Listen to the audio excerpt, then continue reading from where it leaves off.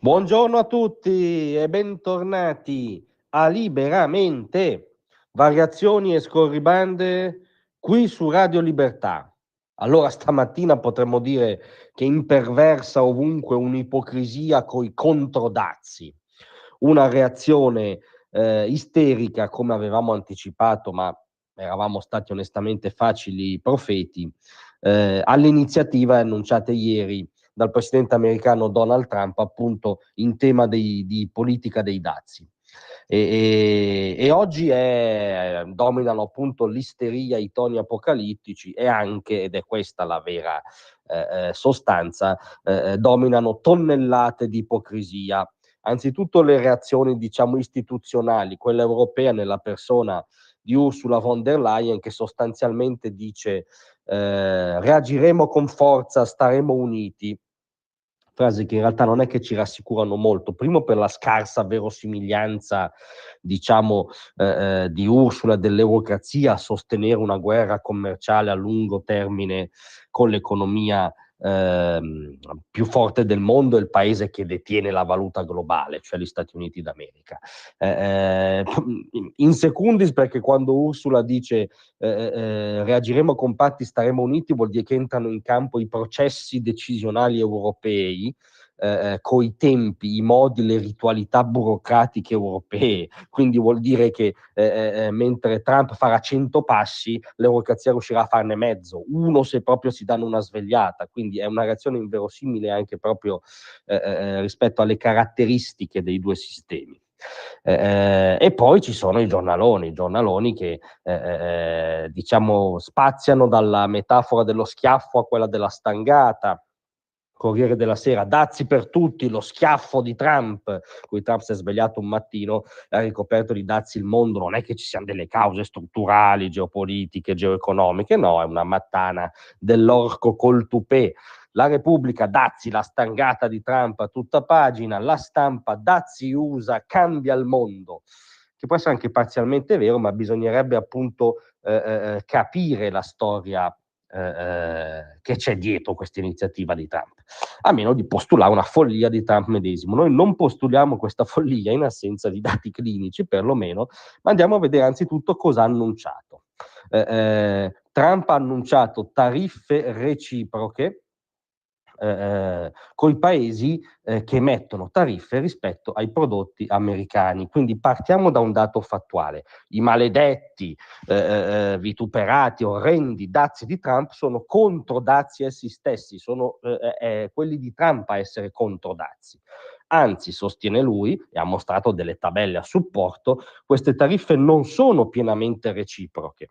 Avrei potuto farlo, ma sarebbe stato difficile per molti paesi. Mi sono limitato a implementare delle controtariffe non totalmente speculari. Per esempio, quel 20% destinato all'Unione Europea, che è una bella mazzata indubbiamente, è poco più della metà del 39% che ha mostrato il presidente americano l'Europa impone ai prodotti made in USA.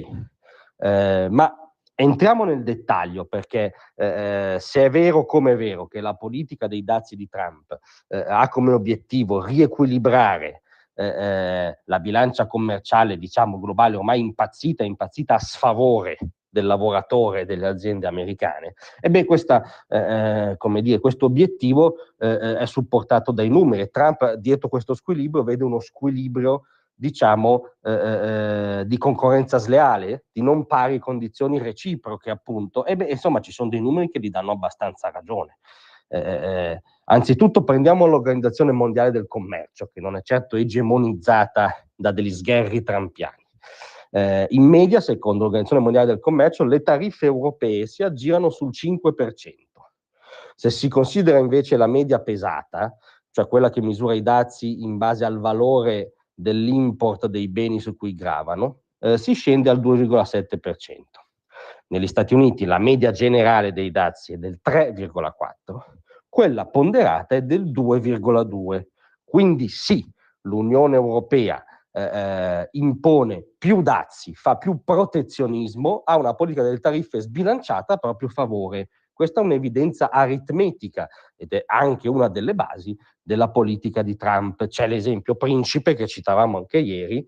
Negli Stati Uniti c'è una tariffa del 2,5% sulle autovetture europee. Bruxelles applica una tariffa del 10% sulle importazioni di autovetture americane, che peraltro, come sapete, è una filiera decisiva del paese. C'è poi il ragionamento sull'IVA, una tassa un'imposta che Trump ritiene distorsiva del commercio. Anche qui c'è un numero abbastanza clamoroso a suo favore, per cui l'aliquota IVA media nei 27 Stati membri dell'UE è del 21%, mentre per certi versi analoga sales tax americana in media è pari al 6,6%. Per tacere poi dello squilibrio di regole, quei famosi dazi impliciti dell'Unione Europea ammessi fin da Mario Draghi, per cui il ginepraio burocratico regolatorio dell'Unione Europea grava sui prodotti anche americani molto di più ovviamente di quanto avviene all'inverso, essendo l'America un paese molto meno ingabbiato burocraticamente.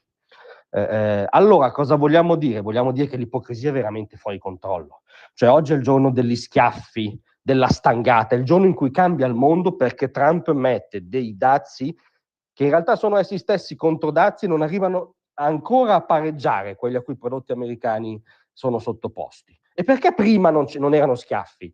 Perché quelli, per esempio, europei, che sono maggiori e che sono storicamente maggiori, e perché lo squilibrio europeo a sfavore dell'America, che è storicamente provato, non era una stangata, non era uno schiaffo, perché quello era un mondo accettabile che non doveva cambiare, soprattutto nei panni di Trump.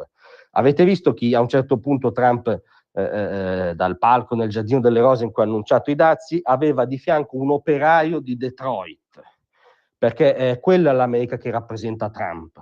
Ricordatevi che in campagna elettorale, mentre Kamala Harris faceva la sfilata con Oprah Winfrey, cantanti, attori, rockstar più o meno sul Viale del Tramonto, Donald Trump andava negli stabilimenti della Rust Belt, dove gli operai lo accoglievano al grido di Jobs, Jobs.